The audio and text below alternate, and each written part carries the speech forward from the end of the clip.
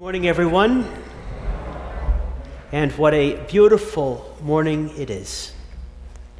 Last week, for whatever reason, I was thinking back to that part of the pandemic when our churches were empty. And I just want to say, when I look out and when I see all of you, it does so much good for my heart and my soul. It strengthens me and it lifts me up, so thank you. And I'm glad you're here. Because everything that we do for you. Our vision is to become a growing community of faith where everyone feels at home. And this idea of feeling at home is so important because we need to feel at home. We need to have that comfort and confidence if any person is able to take a first step or a next step in following Jesus. I'm grateful to everyone who's embraced this mission because it's not about me and what I want, nor is it about you and what you want. It's about helping the people who are not here yet along the path to a better life through Jesus Christ. And when you and I do that, we ourselves grow at the same time. Today we are starting a new message series called Where Do We Grow From Here? Did you get it? Grow kind of sounds like go. They didn't laugh at the other masses either. Reminds me, when does a joke become a dad joke? When it becomes apparent. Okay. The basic point of this series is that you can grow. That you can grow when things are going well in your life, and you can grow when things are going, well, not so well in your life. In the coming weeks, we are going to dive into some of the seeds of growth, which we call, could be trust, could be service, could be prayer, could be love, could be generosity, and vision. And when things are going not so well, that's when you can really see the ways that other people lift you up.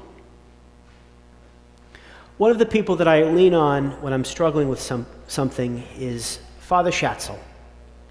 Father Schatzel is the priest who baptized me, so I feel like I have a special claim on his wisdom. And probably more often than I'm aware, he helps me think through challenges and difficulties that I might be experiencing. He's been a priest for 61 years.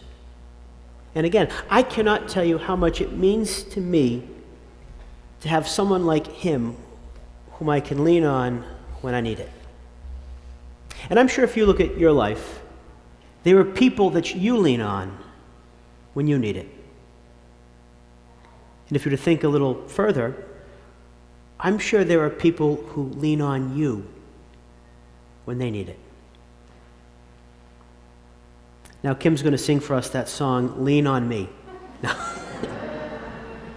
No, but it's true. We all just need somebody to lean on.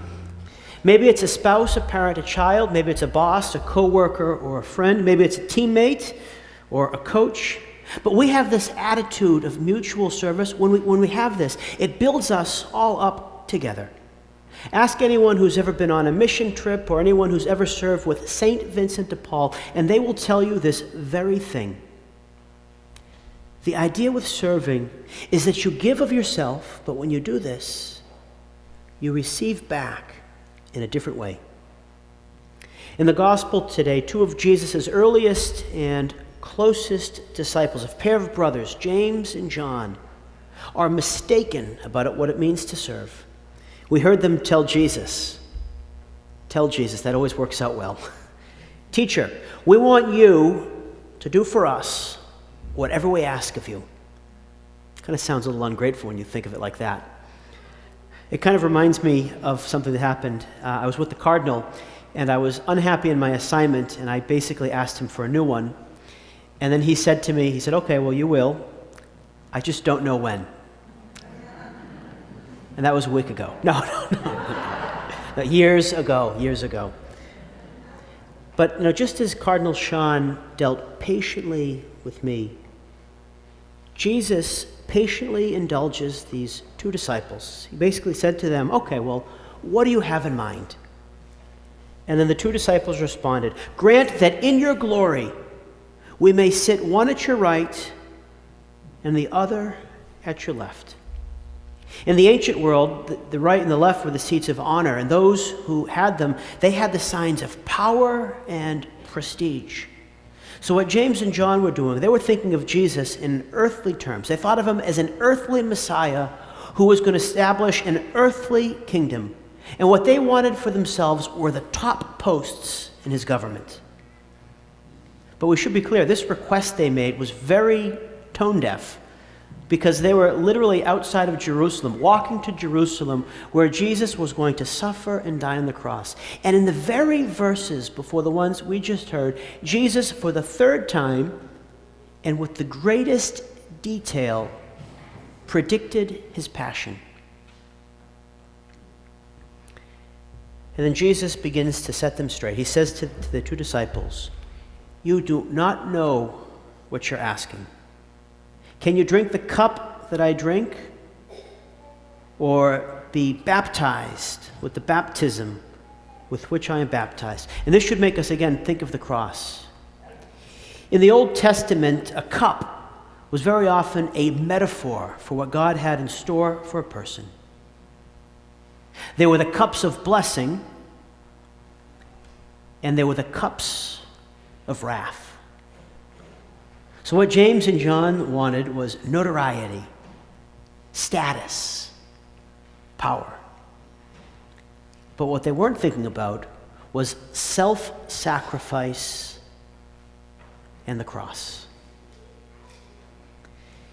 In the second part of the gospel, Jesus corrects their thinking, and he provides a model for how a disciple should think of service. Jesus is talking about the rulers of their time, and really it's not much different today. He says, the rulers of their time lord over them and make their authority felt.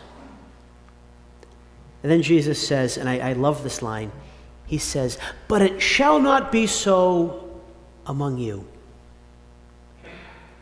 I was thinking once when I was growing up and I was complaining to my father about not being able to do something. I said, well, they get to do it. And he said, well, you're not their son. You're my son. As a disciple, you are called to something higher than what you find in the world around you. We are not called to imitate the pride and the self-aggrandizement of the world. Rather, we're called to imitate the Master and to honor God in all things. Jesus continues, whoever wishes to be great among you will be your servant. Whoever wishes to be great among you will be your servant. As a disciple, the question that needs to be asked is not, what do I get? But, what can I give? Not what do I get, but what do I give? The ideal here is for us is to forget ourselves so that we can then live joyfully for others. And this is the attitude that Jesus is trying to grow in us. And you can and should bring this attitude to every aspect of your life. Your work, your finances, your recreation, and your relationships.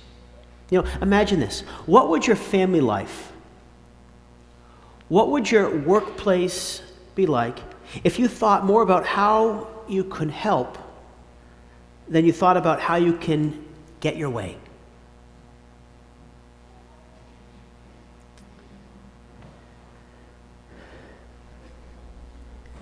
A little less than a year ago, a member of our community was battling cancer, a battle she ultimately lost. But in the weeks leading up to this and the weeks following, a couple of folks from our parish family took it upon themselves to help by dropping off some meals and doing some of the cleaning for them around their house. Now, sure, this was a huge help for that family in their need. But the people who helped also themselves grew by helping. They grew because they learned how precious life is. They grew because they learned how precious relationships are. And they grew in gratitude. They grew in gratitude for the things that they had, which made them able to help. That's the thing about service. It's a two-way street because it is in giving that we receive.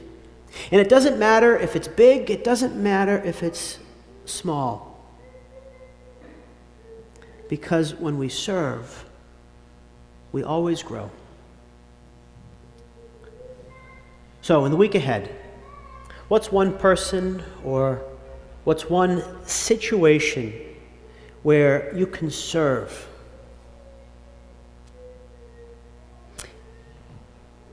Again, if it's big or small, it doesn't matter. Because I promise you, you will grow by doing it.